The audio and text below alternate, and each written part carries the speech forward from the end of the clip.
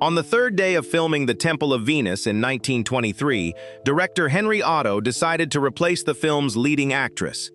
The actress who was replaced was Jean Arthur, a young performer who had just landed the first leading role of her career.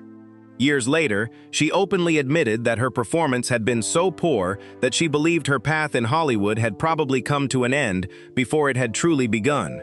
Few could have imagined that the decision which seemed to end her dream would instead become only the opening chapter of a life that would span nearly half a century in the film capital of the world. Yet Jean Arthur was never a movie star in the way Hollywood wanted her to be. While many stars lived among glamorous parties, flashing cameras, and newspaper front pages, she consistently tried to stay as far away from all of it as possible. The more famous Jean became, the more private she grew. She even once said that she would rather have her throat cut than sit down for an interview. Behind the image of the intelligent, graceful, and vibrant woman on screen was a life filled with turns that few people knew about. The years of struggle before she earned recognition, the decisions that surprised all of Hollywood, and a choice that was remarkably different at the very moment when her fame was shining at its brightest. Those were the things that shaped the extraordinary story of Jean Arthur, a woman audiences have always remembered for her performances, yet who spent her entire life keeping her distance from fame. On October 17, 1900, a baby girl named Gladys Georgiana Green was born in the city of Plattsburgh, New York. The world would later come to know her as Jean Arthur, but nothing in little Gladys's early years hinted at a future tied to Hollywood. She was the youngest child of Hubert Sidney Green, a photographer whose work required him to move frequently, and Johanna Augusta Nelson, a woman of Norwegian descent, while her father's family was of English ancestry. Above Jean were her three older brothers, Donald, Robert, and Albert. As the only girl in the family, Jean grew up surrounded by energetic brothers, accustomed to running, climbing, and joining them in all kinds of mischievous adventures rather than the activities that were considered appropriate for young girls in the early 20th century. Her father's work meant that the Green family rarely stayed in one place for very long. They lived in Billings, Plattsburgh, Westbrook, and Portland, Maine, before moving to Jacksonville, Schenectady, and finally the Washington Heights neighborhood in northern New York City. For Jean, childhood was not defined by a familiar home or a street she had known for years, but by suitcases that were constantly being packed and by endless new beginnings. Just as she became comfortable in one classroom, the family would move again. Just as she had learned the names of her new friends, she would have to get used to another place. These farewells happened so often that they became an entirely ordinary part of little Gladys's life. No dramatic tragedy marked those years, but constantly living in new environments gradually shaped a very distinctive personality. Jean was never someone who opened up easily to other people. She became accustomed to observing before speaking, and to finding her own way to adapt rather than waiting for help. Many years later, after becoming one of Hollywood's most celebrated stars, Jean still retained the habit of avoiding the center of attention and always preserving a certain measure of quiet for herself. When the First World War broke out, its impact reached the Green family, just as it did millions of other families across the United States. Jean's father and her brothers all registered for military service. Her third brother, Albert, was later wounded in a mustard gas attack. He returned home, but the damage to his lungs never fully healed, and many years later he died from complications caused by the war. As the family struggled through those changes, Jean was also forced to leave high school before graduating because of financial hardship. Instead of continuing her education, she took a job as a secretary and typist on Bond Street in Lower Manhattan. Her youth therefore began not with grand ambitions, but with long, routine days at a typewriter, just like thousands of other young women making a living in New York. Those quiet years revealed much about the woman Jean Arthur would later become. She once said that she had been more of a tomboy than a dainty young girl, preferring to chase after her brothers rather than admire herself in front of a mirror. During her rare free hours, Jean usually spent her time reading. That habit stayed with her throughout her life, and later expanded to include literature, drama, philosophy, and psychology. Jean also loved animals from an early age, especially dogs and cats, a love that never faded even after she became famous.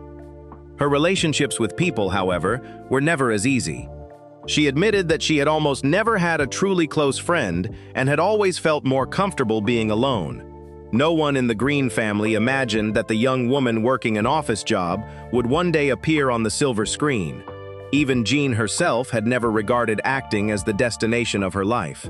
She did not grow up on the stage, was not raised in an artistic family, and did not dream of becoming a movie star.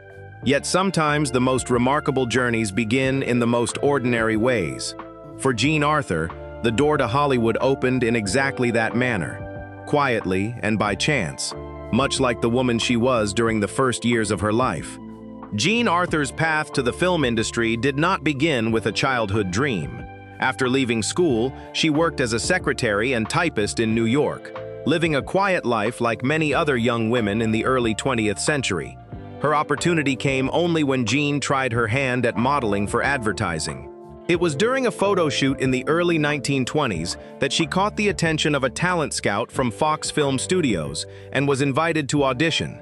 For a young woman with no formal acting training, that invitation felt less like the result of a carefully planned ambition than an unexpected door suddenly opening.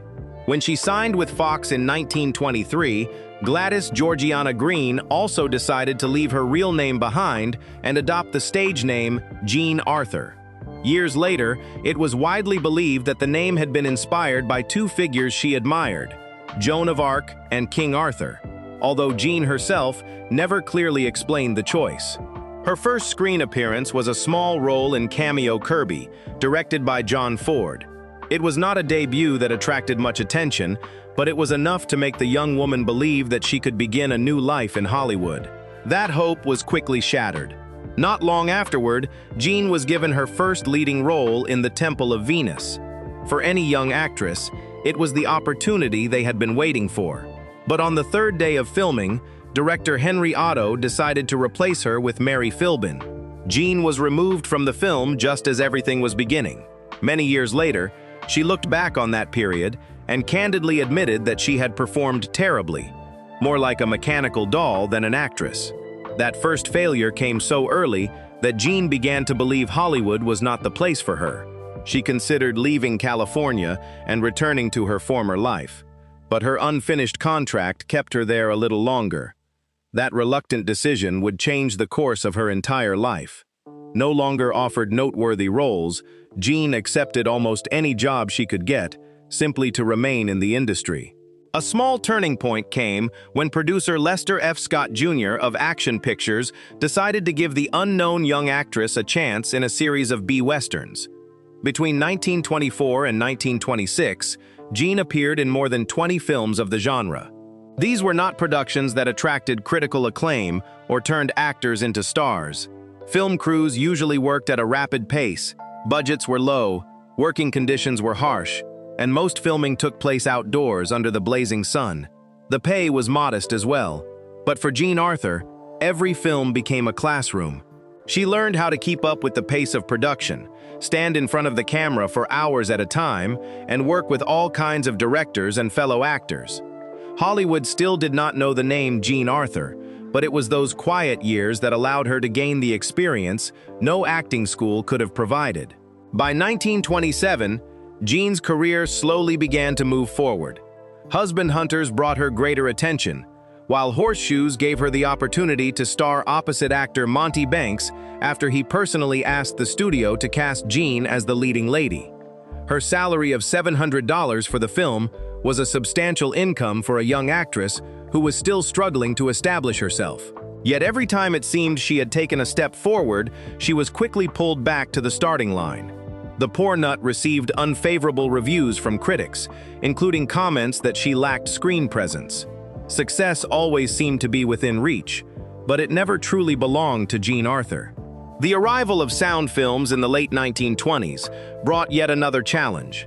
Many silent film stars saw their careers collapse simply because their voices were considered unsuitable, and Jean understood that she was no exception. After appearing in Warming Up, famous Players Lasky's first talking picture, she signed with Paramount Pictures, and began studying speech with vocal coach Roy Pomeroy. Ironically, the very thing that worried Jean the most would later become her trademark: her husky, slightly raspy voice, so completely different from the standard expected of leading actresses at the time.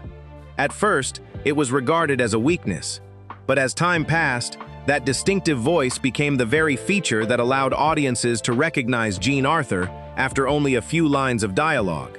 Even so, those efforts were still not enough to change her standing.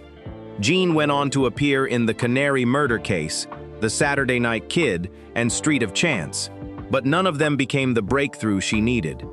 The press continued to regard her as an actress who lacked distinction. Director John Cromwell even advised Jean to return to New York, believing that she was unlikely to succeed in Hollywood. Around the same time, Paramount decided not to renew her contract as the studio reduced its workforce during the Great Depression. For an actress who had spent nearly 10 years in the profession without a defining role, it seemed almost like the end of the road. The title of Wampus Baby Star and the attention of influential figures such as David O. Selznick were not enough to change the reality that Jean Arthur was still simply an actress who had not found her place.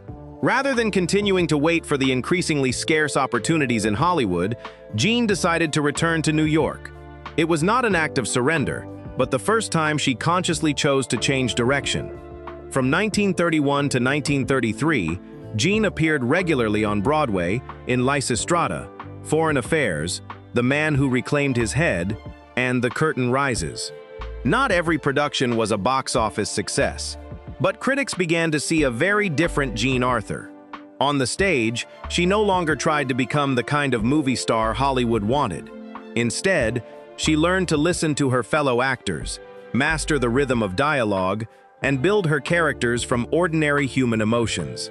Jean herself later admitted that Broadway was where she truly learned how to act.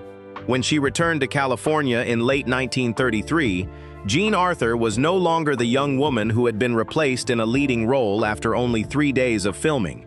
She turned down several contract offers before deciding to sign with Columbia Pictures in early 1934.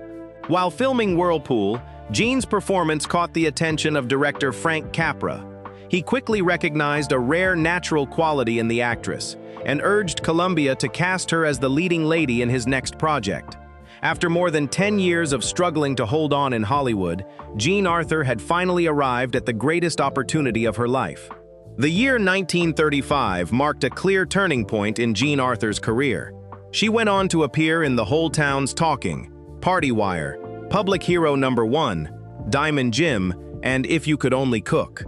Through this series of roles, Jean gradually established the screen persona of an intelligent, independent, and resilient working woman, the type of character that would later become inseparably associated with her name. Her naturally husky voice, once considered a disadvantage during the early years of sound films, also became her unmistakable trademark, making her instantly recognizable to audiences. At the same time, Columbia reshaped Jean's public image with her signature blonde hair and increasingly trusted her with greater creative freedom, including the opportunity to take part in selecting her own scripts. The year 1936 became the greatest turning point in Jean Arthur's career. As Columbia prepared to produce Mr. Deeds Goes to Town, what she had demonstrated in Whirlpool convinced Frank Capra that Jean was the perfect choice for the role of newspaper reporter Babe Bennett. What impressed him was not the beauty or glamour of a movie star, but the rare sense of naturalness and authenticity she brought to the screen. After Frank Capra persuaded Harry Cohn to give Jean the role, she found herself facing the greatest opportunity since arriving in Hollywood. Starring opposite Gary Cooper, Jean Arthur quickly won over both audiences and critics. Mr. Deeds Goes to Town became a major success both commercially and critically, elevating her reputation beyond the boundaries of Columbia Pictures and establishing her as a star recognized around the world. In 1936 alone, Jean earned approximately $119,000, more than the salary of the President of the United States at the time. After more than a decade of struggling to find her place, she had finally joined the ranks of Hollywood's most sought-after leading actresses. Few people realized that behind that success were the pressures Jean endured in silence.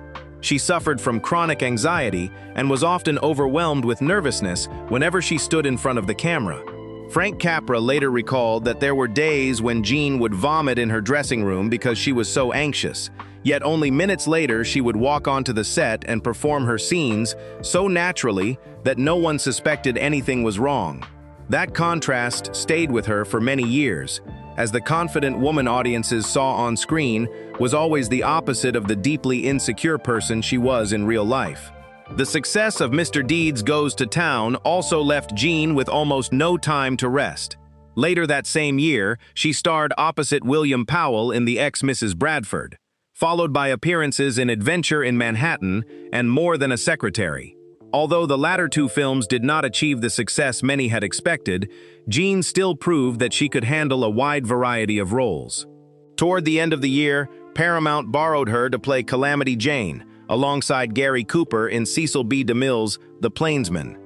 In the span of a single year, Jean Arthur had transformed from a highly regarded actress into one of Hollywood's most sought-after stars, opening the brightest chapter of her career.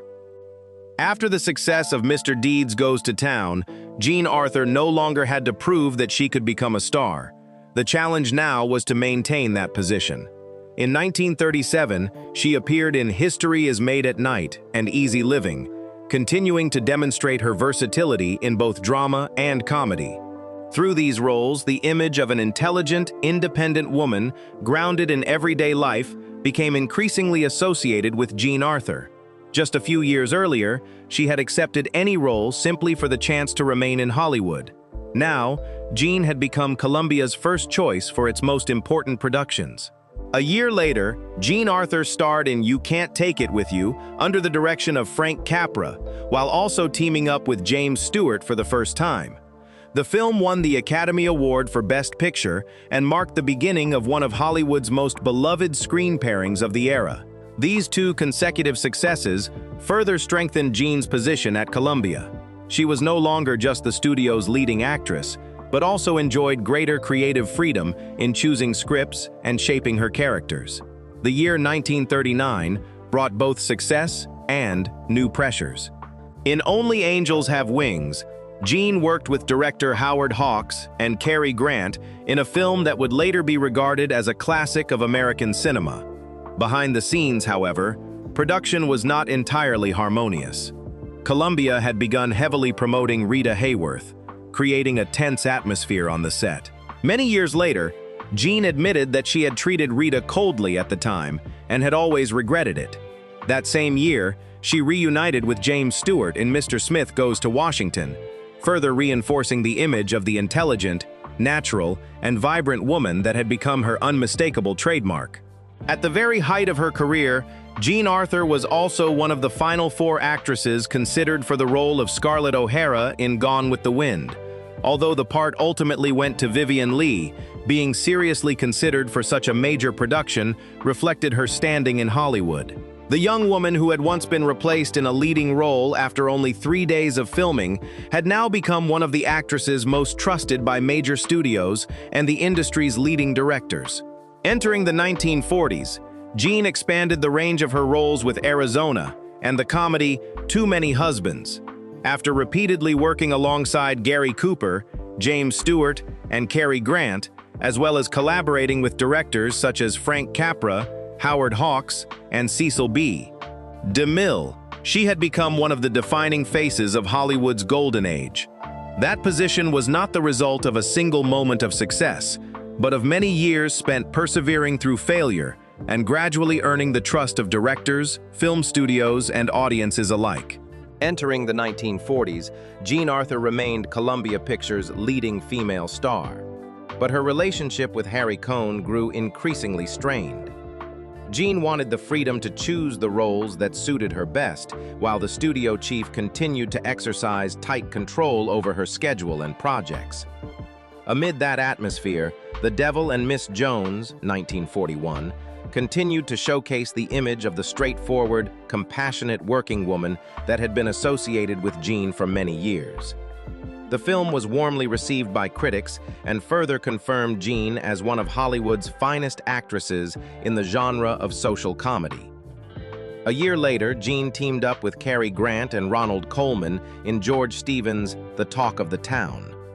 The film received widespread praise and later earned several Academy Award nominations, but behind its success lay the increasingly bitter conflict between Jean and Harry Cohn. While both of her male co-stars were paid more than $100,000, Jean received only about half that amount because of her ongoing disagreements with Columbia's leadership. The gap in salary clearly reflected the imbalance of power within Hollywood's studio system at the time, where even the studio's biggest female star had little control over her own position.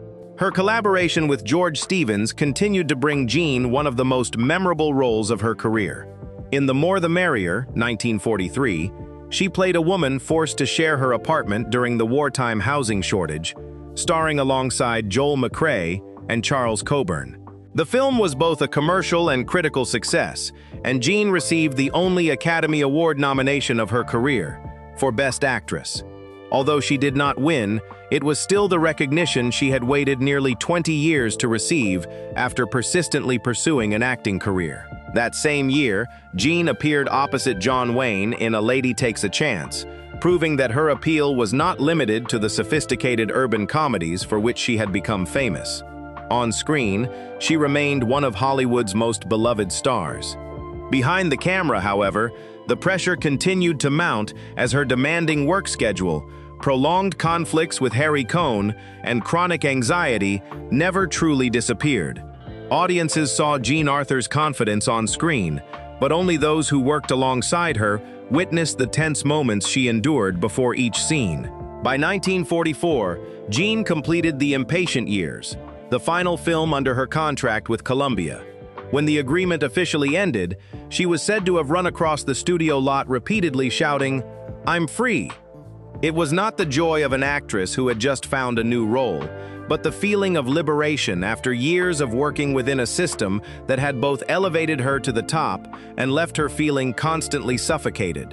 Jean left Columbia while still at the height of her success, as Rita Hayworth gradually became the studio's new leading female star. For Jean Arthur, it was also the first time in many years that she could decide for herself when she would work and when she would quietly step away from the spotlight.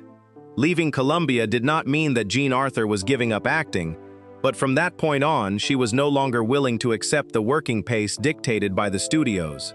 In 1945, Jean was cast as Billy Dawn in Garson Kanan's play Born Yesterday, a major opportunity to establish herself on the Broadway stage. However, her anxiety and lack of self-confidence led her to withdraw before the production moved to New York. The role was later taken over by Judy Holliday, who achieved tremendous success on stage and went on to win an Academy Award after bringing the character to the screen.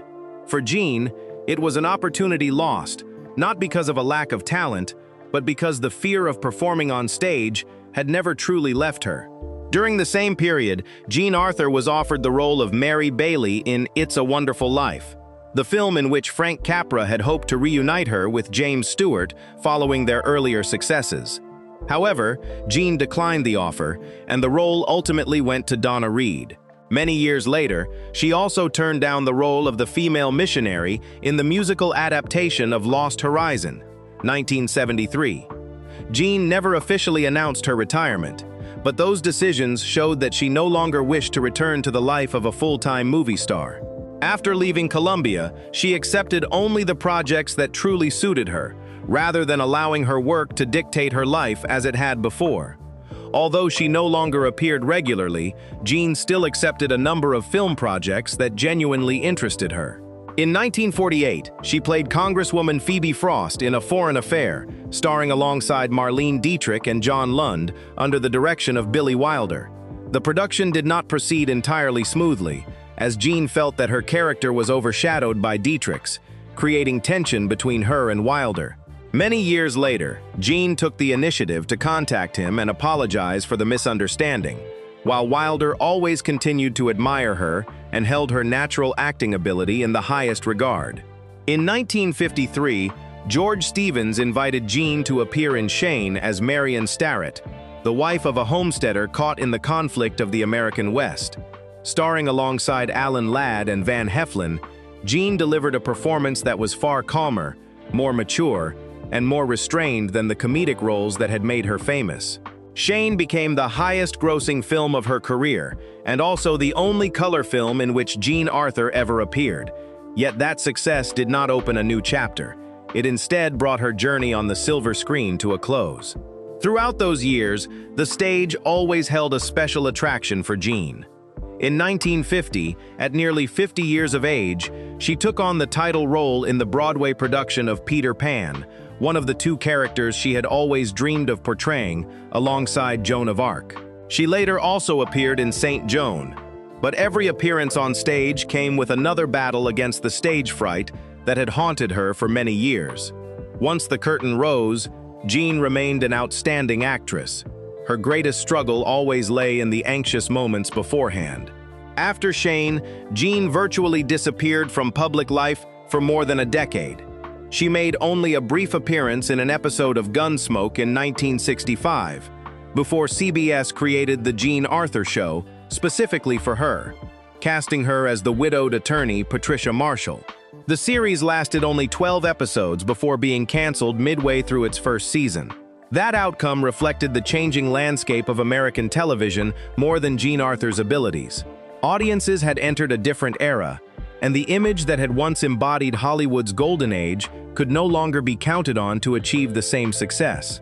Jean still had not given up the stage. In 1967, she appeared in The Freaking Out of Stephanie Blake, but the production descended into chaos and the play closed during its preview performances. Then, in 1975, Jean appeared in 11 performances of First Monday in October in Cleveland, before quietly withdrawing, bringing her performing career to an end. It was not that her love for acting had faded, but rather that the pressures that came with appearing before the public had become increasingly difficult to overcome. When she no longer wished to stand beneath the spotlight, Jean chose a different way to remain connected to the arts. She taught drama at Vassar College and later at the North Carolina School of the Arts, devoting her time to mentoring young actors. During one class at Vassar, Jean watched a student named Meryl Streep perform a scene from Miss Julie and remarked that she felt she was looking at a future movie star. Jean Arthur's journey came to an end, not with one final screen role or a triumphant comeback, but by passing on her experience to the next generation. If, on screen, Jean Arthur often portrayed women who knew how to love, how to sacrifice, and who ultimately found happiness, her private life unfolded in a very different direction. Jean rarely spoke about her romantic relationships in public. She avoided interviews, disliked having the press pry into her personal life, and almost never volunteered to discuss her relationships. That silence left her private life surrounded by far more speculation than stories she ever confirmed herself. Jean's first husband was Julian Anker, a photographer she met during the early years of her acting career. They married in 1928, when Jean was still an unknown actress. However, the marriage lasted only a single day before it was annulled. Jean almost never spoke in detail about the reason. Years later, when asked about it, she simply replied that she had realized almost immediately that it had been a mistake. It was the only time in her life that Jean entered marriage impulsively, and it was also the experience that made her far more cautious about the choices she made afterward. 4 years later, as her career began to stabilize, Jean married Frank Ross, a young producer at Paramount Pictures. Unlike her first marriage, Frank stood beside Jean during the most important period of her career, from the time she was still struggling to establish herself until she became Columbia Pictures' leading female star. For many years, the two rarely appeared in newspapers for sensational stories. They built a quiet life together, one that suited Jean's personality far better than the glamorous image usually associated with Hollywood couples. But endurance in a career did not necessarily mean stability in a marriage. After nearly 17 years together, Jean and Frank Ross divorced in 1949. Neither publicly criticized nor blamed the other, and Jean continued to remain silent, just as she always had whenever her private life was involved. After her second marriage, Jean Arthur never married again. She also never had children. Throughout the rest of her life, Jean chose to live alone rather than try to build a family in the traditional sense. That decision made many people curious, but Jean never expressed any regret. Her life gradually drifted away from the rhythm of Hollywood, where parties, relationships, and social life were considered part of the profession. Jean seemed to find greater comfort in quiet surroundings than in the middle of a crowd. That same privacy also gave rise to numerous rumors throughout her career. Jean was repeatedly linked romantically to co-stars such as Joel McCrea and John Wayne, but there is no reliable evidence that any of those relationships went beyond friendship and professional collaboration. Her close working relationship with Frank Capra likewise led the press to speculate repeatedly about a romance between the director and his favorite leading lady. However, neither Capra nor Jean Arthur ever confirmed such claims, and scholarly works on their lives have produced no sufficiently reliable evidence to establish that rumor as fact. Another rumor emerged many years later, involving actress Patsy Kelly. Some authors and articles have claimed that Jean and Patsy were romantically involved during the period when they lived near one another in California. However, just like the earlier rumors, there are no verified documents or direct statements from Jean Arthur to support that claim. Most researchers today regard it as speculation arising from her intensely private lifestyle rather than as a verified historical fact. For that reason, such stories should still be viewed as unconfirmed rumors rather than established history. What is clearly documented is that Jean Arthur never felt comfortable with fame. While many stars regarded the press as a tool for building their public image, Jean did everything she could to stay away from the media. She once said that she would rather have her throat cut than sit down for an interview. Movie premieres, Hollywood parties, and large public events were all things she tried to avoid whenever possible. The more famous she became, the more she withdrew from the very world that her career had brought her into. Instead of maintaining a wide social circle, Jean devoted much of her time to remarkably simple pleasures. She read every day, ranging from literature and drama to philosophy and psychology. Animals, especially dogs and cats, were always among her closest companions. Jean also sought therapy and conversations on several occasions with the renowned psychoanalyst Erich Fromm to help her cope with the anxiety that had followed her for so many years. To her, this was not a sign of weakness, but a way of understanding herself more deeply, while continuing to live with pressures that had never truly disappeared. Audiences remembered Jean Arthur as one of the brightest faces of Hollywood's golden age, while those who truly knew her saw a quiet, shy woman who constantly tried to protect her private world. She left behind neither a large family of children and grandchildren, nor famous romances that filled newspaper headlines. What she preserved throughout her life was the right to live peacefully on her own terms, even if that meant stepping away from the spotlight that so many others spent their lives longing for. Beginning in the early 1970s, Jean Arthur made fewer and fewer public appearances.